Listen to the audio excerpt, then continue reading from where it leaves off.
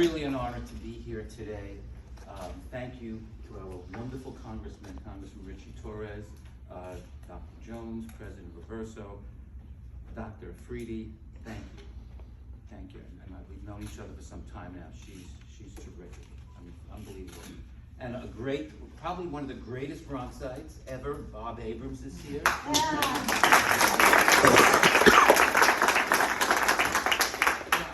I was doing a lot of thinking.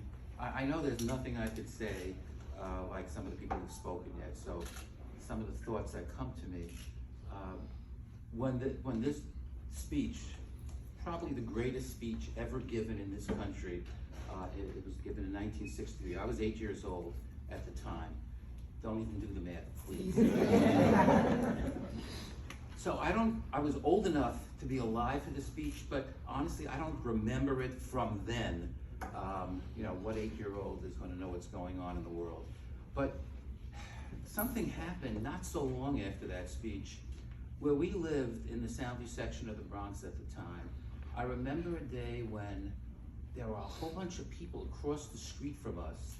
They were carrying signs. They were in like a picket formation in front of the building across the street from us, and they were just saying 3 words: pass the bill, pass the bill, pass the bill, just like that.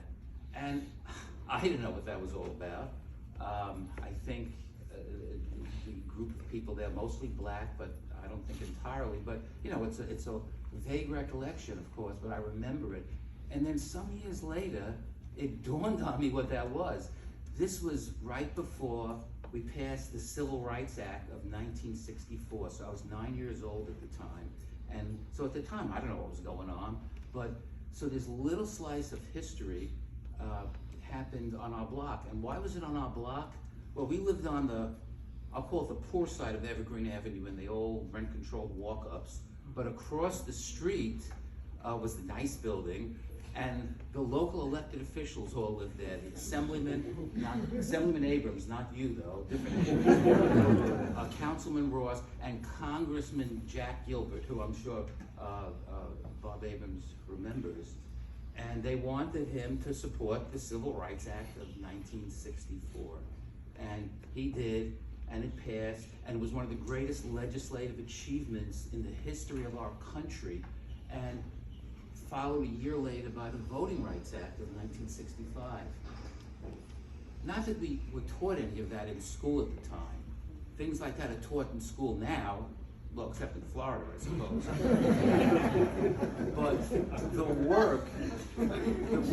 work that Dr. Jones, you, Dr. King, and others did, it was a series of events led to all these incredible achievements. And obviously the work isn't done. There's so much more to do. You know, until that guy came down that escalator in 2015, I don't think things were so bad. There were problems. There was so much more we had to do.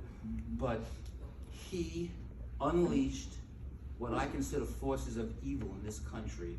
And what have we seen in the past few years? We've seen a racist massacre at a supermarket in Buffalo, an anti-Semitic massacre at a synagogue in Pittsburgh, anti-Hispanic mass murders in Texas, and on and on and on.